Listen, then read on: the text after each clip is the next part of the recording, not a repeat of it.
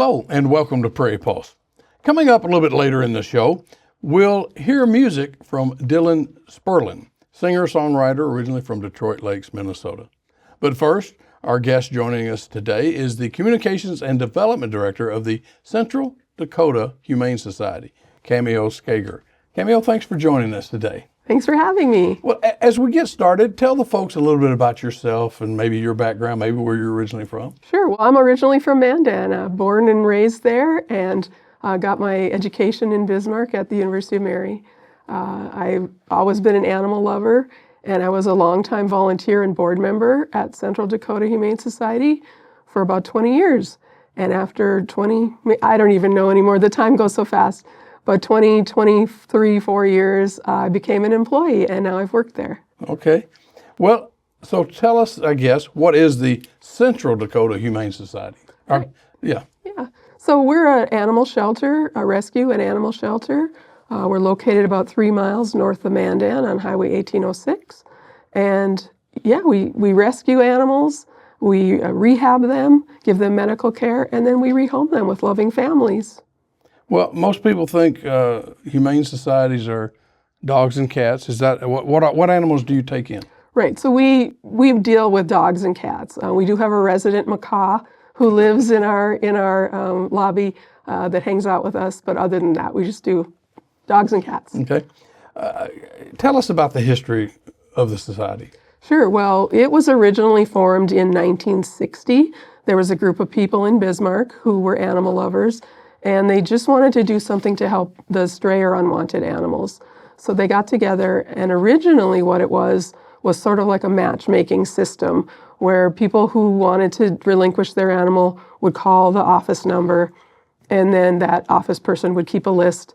And then when people wanted an animal, they would also call her, and she would match them up. So she was a matchmaker. So that's how it started and ran that way for many years. So a matchmaker, that's interesting that you say that. So what's the mission? Do you have a mission statement? So what is the real mission? So really, to boil it down, I like to say we rescue, rehab, and rehome pets. We help animals and serve people. Okay. Well, the Central Dakota Humane Society's been serving North Dakota, for 65 years now, sounds like. During that time, and you've been there for a while, has the shelter changed, policies, practices? What can you tell us about that? Right. Well, I've been around there for about 30 years in one capacity or another. So things haven't changed a whole lot since I've been there. We've had a shelter building since 1994, and that's when we first started taking animals into a physical building. So the policies and procedures pretty much have stayed the same. The cleanliness, the medical care, the way that we match animals together with humans pretty much has always been the same. You know, so it says Central Dakota. So what's your service area? Can you tell us a little bit more about that? Right. So we serve generally an area of about 100-mile radius around Bismarck-Mandan. We do drift down into South Dakota every once in a while. It just depends on the case. When there's animals in need that are injured or puppies, that are left alone, sometimes when no one else can help, we can help, and we are able to take those pets in. Now how is your organization funded? So mainly it's through the community. We have donors, we have supporters that have memberships. We also have many major fundraisers, some minor ones and many major ones that we work very hard at every year. So are y'all able to get any grants or any state funding, just out of curiosity? We have no local, state, or federal funding. So everything we do is raised by our community in one way or another. So what about your staffing? How many paid staff do you have? We have right now about 20 paid staff members. We used to run, I want to say in the old days, because I've been around for a while, so I can say that. We used to run on volunteers mainly, and it just became real difficult. Many animals need medical care. We need consistency of care. The animals need, food and water and care every day of the year, 365 days of the year. So we do run with a paid staff, but with that being said, we could not survive and could not do what we do without our volunteers. I may ask you more about that in a little while, but what does the term no-kill shelter mean, and is that the type of organization you are? We are a no-kill shelter, and what that basically means is if an animal is healthy and is sound temperament, that they would not be euthanized. And believe me, we have taken in some very badly damaged and injured and sickly animals, and we work very hard to fix them because we think they all deserve a chance. Very rarely, there may be, and it's generally a dog that would be temperamentally unsound, maybe bite a staff member or have bitten a member of the public, and then we just cannot rehabilitate them. And we do try. We try very hard to make them come back around, and very, very rarely have we euthanized a dog like that. Well, Cameo, on average, I guess, how many animals do you house?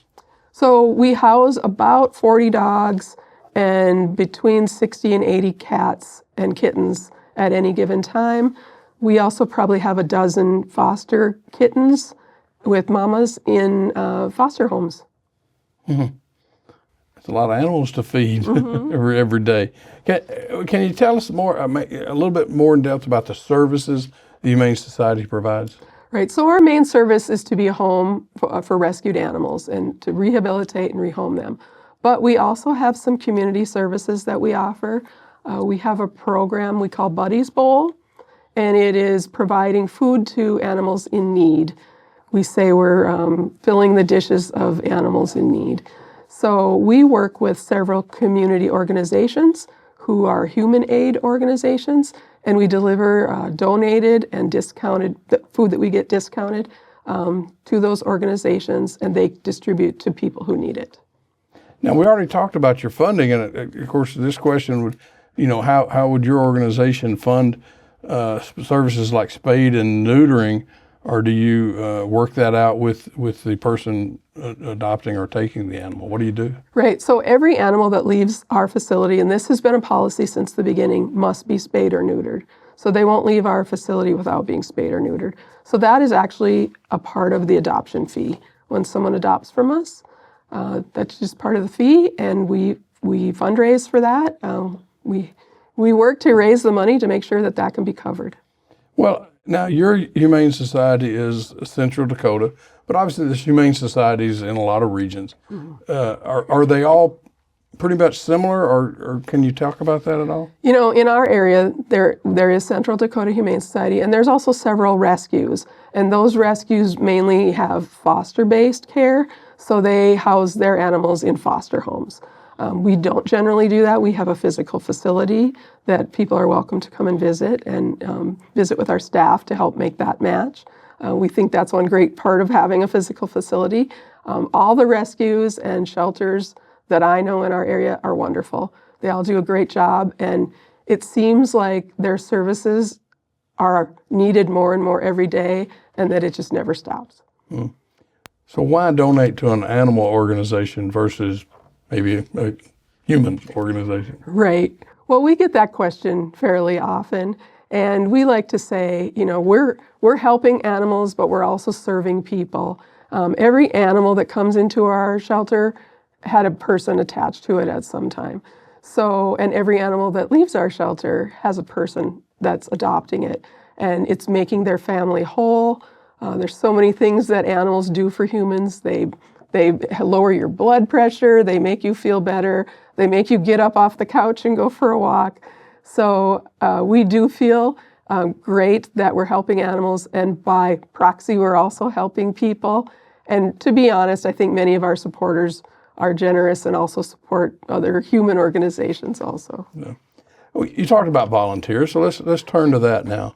How much does the Humane Society rely on volunteers to help, especially with the day-to-day operation? Right. So actually, sometimes people think when you work at an animal shelter, it's just fun all day long. You get to pet dogs and play with the kitties. And that, as far as the employees go, is not the case. Employees are cleaning, feeding, watering, giving medications, helping the public. And it's up to our volunteers then to play with the dogs and walk the dogs and train the dogs and to socialize with cats. So the volunteers are super important to our operation, and we couldn't do what we do without them. So how many volunteers do you have on any given week, month, or year? I guess I don't know how to. Right. So we have, I think, about 250 active volunteers, and of course they're not there weekly. But we do have a really great core group of animal, or I should say dog walkers.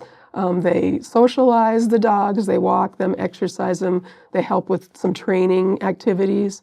And then we have a pretty good core group of cat volunteers also who, come in and socialize. And some of the cats come in and they're shy and they need extra time to decompress. And those volunteers are great at what they do. Yeah. Are there any requirements you look for in the volunteer? We just want you to make a commitment. We don't have a specific time commitment. We do want you to try and at least offer us 10 hours of your time a year. For dog volunteers, there is a training that you have to go through. There's some online coursework. We do want, our number one priority with our volunteers is that they're safe, and that the animals are safe. So we do, kind of go through some training and some hints and tips about how to handle the animals. We want all the dogs to be walked in a specific way so that they don't get confused and that they're always doing the same thing no matter what volunteer is walking them. Yeah. I think you said 10 hours a year. Is that all you asked for? That's all we ask for, but the people that are really committed are doing, 100, 200, 1,000. I think our top volunteer had 1,600 hours this last year. My point was, it's not a huge commitment. No. That's an hour a month. Right. So how can someone volunteer?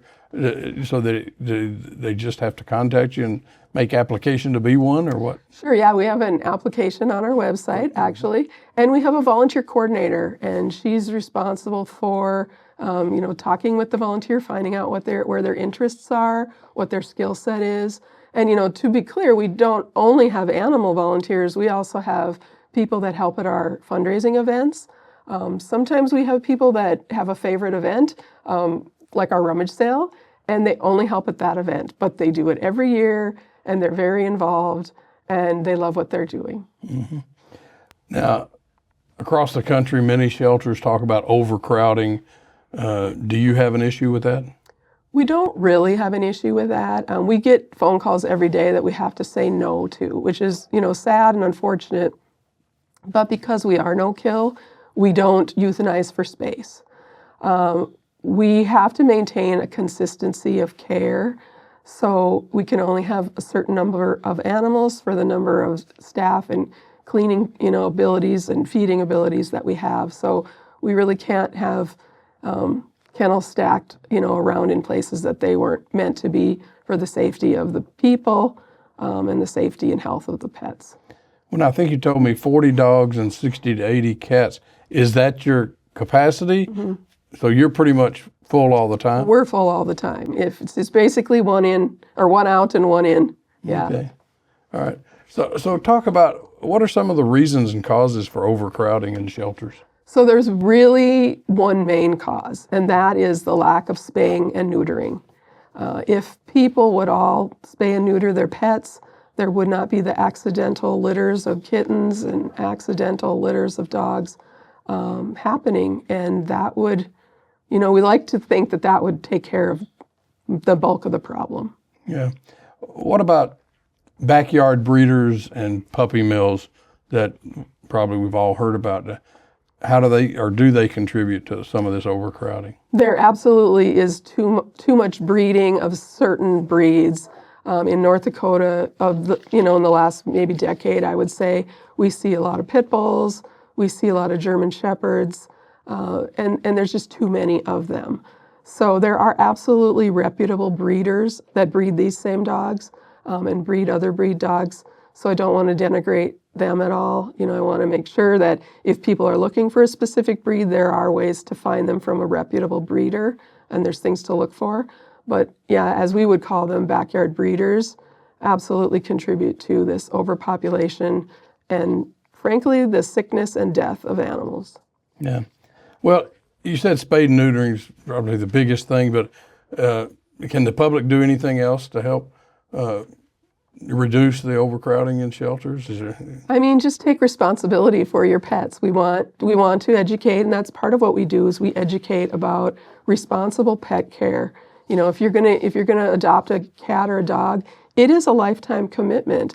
You're looking at, you know, if it's a puppy or a kitten, you're looking at 15 to 20 years that you need to spend taking care of that animal, providing its medical needs, and knowing that you have the time, that you have the money and the resources to care for that pet. Well, let's circle back to your anniversary. You recently reached your 65th anniversary, and you were fundraising for a new, larger building. Talk about that effort and where you are in that. Right. So I would say at this time we're probably 85% done with our new dog building. We're very excited about it. It's going to be a clean, safe, healthy environment for the dogs and for the people visiting. One of the very cool things we're going to have is that there'll be like two-way glass, and people walking through the hallway, the dogs won't be able to see them. So we are sure that that's going to cut down on the stress for the animals, all the noise and the barking that animals, when they see a stranger, you know, get excited. But it hopefully will cut down on that. So, well, there you go. Yeah, why is the society building that new facility? I think you just answered that. So you hope that's up and running by June of? I would say by May or June, yes, of 2026. Okay. That's our hope. Okay. What are some of the highlights of this project people can look forward to? You mentioned the two-way glass, I guess. Are there other improvements that you can talk about? Right, so state-of-the-art air handling systems, great visiting rooms that can convert into play areas for our dogs to be used in the wintertime. Some outdoor covered play yards, so the snow hopefully won't be as big of an issue. You know, there's going to be a lot of great and beautiful things in there, and we're very excited to get in there. Well, what are some of the other challenges that you know, we talked about overcrowding, but like an organization like yours faces throughout the year? Well, you know, one of our number one challenges is just fundraising. You know, always trying to keep ahead of what's going on and finding new events, really fine-tuning our current events that we have. We have a dinner and an auction, we have a dog walk, we have a big rummage sale. Those are some of our main events. Always trying to find some little event that we can do to raise funds and keep people aware of what's going on with animals, and encouraging people to adopt when they're ready and take care of their own animals. You know, for somebody looking for an animal to take on, whether it's adopt or whatever you refer to it as, I mean, what's the process for coming to you and approaching you? I mean, you got 40 dogs and 60 to 80 cats. Anybody that wants an animal should be able to find one. Right. So, you know, one of the great things that we have going for us is we have a facility. Folks can come in and visit. We have professional staff members who really know those animals. They know their temperament, their personality, you know, whether they're a couch potato or whether they're active. And we kind of, you know, informally interview the people looking, and we find out what would be a good match for them or what they're looking for. And then we work to make that match. So in essence, we still are matchmakers all these years later. That was what I was going to say. You started out as a matchmaker. You're still matchmaking. Yeah. Because for somebody wanting an animal, you always think you pick up a dog or a puppy especially or a kitten. They're just cute. They're fun as you talk. But the commitment is much more for a person to take on. It is. And, you know, some of our animals were stray animals. We don't know their past. We don't know their history. We don't know their medical history. We do have them vet checked and vaccinated, microchipped, and spayed and neutered. So they are ready to go out the door. But there might be some, you know, further training issues that, especially with dogs, people need to make commitment to working with their dog, making them to be the best friend that they can be, and training comes into that. Mm-hmm. So is there anything else the public can look forward to with your new facility and going into the next 65 years? Well, something else that we do that we didn't touch on was our SNAP program, which is our Spay Neuter Assistance Program. We offer $50 coupons to the public. So if they already have an animal of their own and they want to get it spayed and neutered, we'll help by providing a $50 coupon to some participating vets. And there's probably 25 to 30 participating vets. Well, good for y'all. We're out of time. I'm sorry for that. But if people want more information, where can they go? Absolutely. They can go to our website, cdhs.net. You can see all our animals available for adoption. And if you need to call us, you can give us a phone call too. Well, thank you for joining us today. Thank you. Stay tuned for more.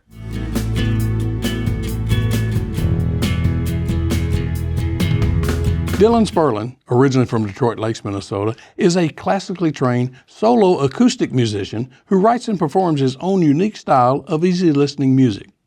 His gentle voice and dynamic range combine to create the complexity of his compositions.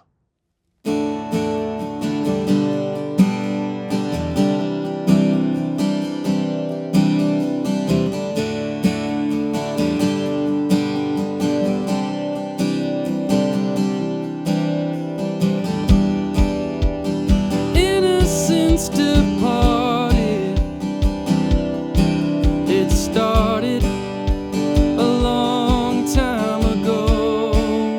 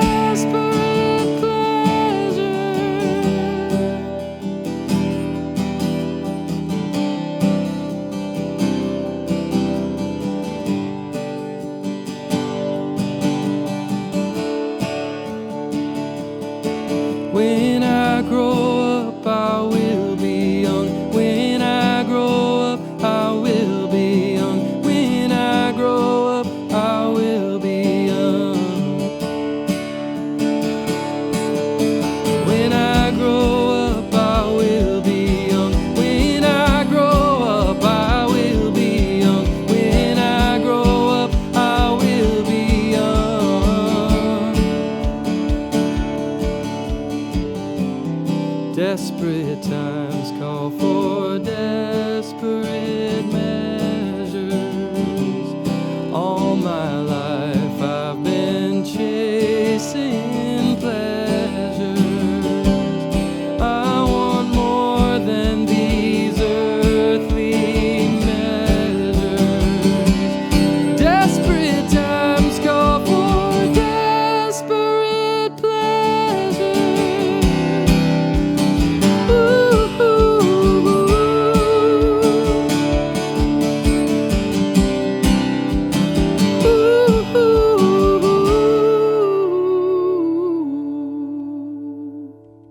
Well, that's all we have on Prairie Pulse this week, and as always, thanks for watching.